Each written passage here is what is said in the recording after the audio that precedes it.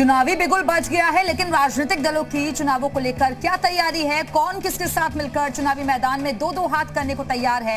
UP के सियासी अखाड़े में एक दूसरे को चित करने को लेकर कौन सी पार्टी क्या क्या दाव चल रही है, इस खास रिपोर्ट में देखिए।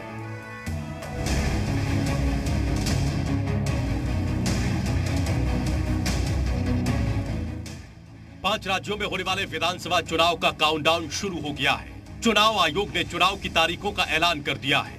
यूपी में 7 फरवरी से लेकर 10 मार्च तक 7 चरणों में मतदान कराए जाएंगे और 10 मार्च को चुनाव के नतीजे आएंगे।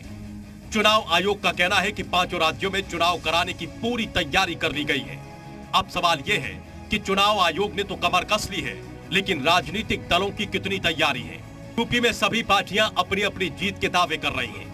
बीजेपी यूपी में अपना दल एस और निषाद पार्टी के साथ गठबंधन कर चुनाव मैदान में उतरी है और 300 से ज्यादा सीटें लाने का दावा कर रही है। यूपी का किला बचाए रखने के लिए पीएम मोदी से लेकर केंद्रीय गृह मंत्री अमित शाह सहित सभी बीजेपी के नेता पूरी ताकत झोंक चुके हैं। भारतीय जनता पार्टी ने जो टैगलाइन दी थी कि फर्क साफ है, अब वो फर्क साफ सारे राजनीतिक दलों में समा गया है। हमारे इस अभियान की गंभीरता का अंदाज आप लगा सकते हैं कि समाजवादी पार्टी ही हमारी इस हैशटैग लाइन को फॉलो कर रही है। प्रभावी चुनावी पोस्टर अभियान का सफलता दिखाती है कि सपा हमारे अभियान का अनुसरण कर रही है। बीजेपी भले ही 300 से ज्यादा सीटें लाने का दावा कर रही हो, लेकिन रैलियों में उमड़ रही भीड़ देखकर समाजवादी पार्टी का हौसला भी बुलंद है।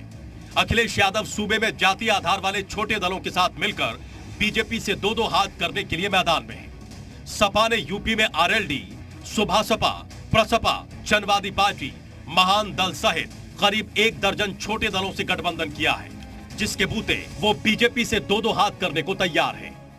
जिस तरीके से क्रूर, निर्मम और निरकुंस शासन उत्तर प्रदेश को दिया है, उत्तर प्रदेश को जिस तरीके से अराजकता के मुहाने पर खड़ा रखा है अब तक, उससे जनता ने जो आरोप पत्र तैयार किए हैं, उन आरोप पत्रों के साथ समाजवादी पार्टी गठबंधन करते हुए अखिलेश यादव जी के नेतृत्व में चुनाव मैदान में पूरी गंभीरता के साथ है और जनादेश समाजवादी पार्टी के साथ है। 2022 में बदलाव निश्चित है विकास के लिए। यूपी विधानसभा चुनाव को 2024 का सेमीफाइनल माना जा रहा है, लिहाजा कोई भी पार्टी किसी तरह का खतरा मोल लेना नहीं चाहती है। हर कोई अपने अपने तरीके से कोटी सेट करने में लगा है। बात अगर कांग्रेस की करें तो उसकी डोर प्रियंका गांधी ने संभाल रखी है और वो महिला कार्ड खेलकर यूपी में 32 साल के सियासी वनवास को दूर करने की जुगत में है। प्रियंका ने यूपी में न केवल लड़की हूं लड़ सकती हूं का नारा दिया है, बल्कि महिलाओं के लिए 40% टिकट देने से लेकर तमाम बड़ी घोषणाएं कर मैदान में डटी हैं। हमारे चुनाव की तैयारियां तो सकुशल रही हैं। हमारा मैनिफेस्टो अगर आप पढ़ेंगे, it has all been prepared.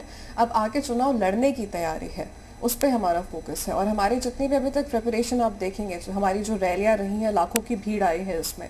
हमारी मैराथन जो लड़कियों की रही है, उसमें हजारों की भीड़ आई है। लेकिन वो सब देखने के बावजूद कोविड काल को अभी नजर में रखते हुए हमने वो सभी चीजों को स्थगित किया, क्योंकि हमने जनता को सर्वोपरि रखा है। बाकी पार्टियों के मुकाबले हाथी की रफ्तार 22 की रेस में थोड़ी सुस्त दिखाई दे रही है। हालांकि सेमीफाइनल की रेस बीएसपी के साथ साथ दलित राजनीति के लिए भी अहम मानी जा रही है। मायावती ने किसी भी दल के साथ गठबंधन नहीं किया है और 2007 की तरह ब्राह्मण दलित समीकरण बनाने में जुटी हैं। कुल मिलाकर सभी के अपने अपने दावे और सियासी समीकरण हैं। हर कोई 300 से ज्यादा सीट लाने का दावा कर रहा है, लेकिन जमीनी हकीकत क्या है? हर कोई 300 से ज्यादा सीट लाने का दावा कर रहा है, लेकिन जमीनी हकीकत क्या है? किसके दावों में कितना दम है, ये देखना होगा। दिलचस्प होगा कि यूपी में बीजेपी अपना वर्चस्व बनाए रखती है या विपक्ष सेंध लगाने में कामयाब होता है। ब्यूरो रिपोर्ट, जी मीडिया।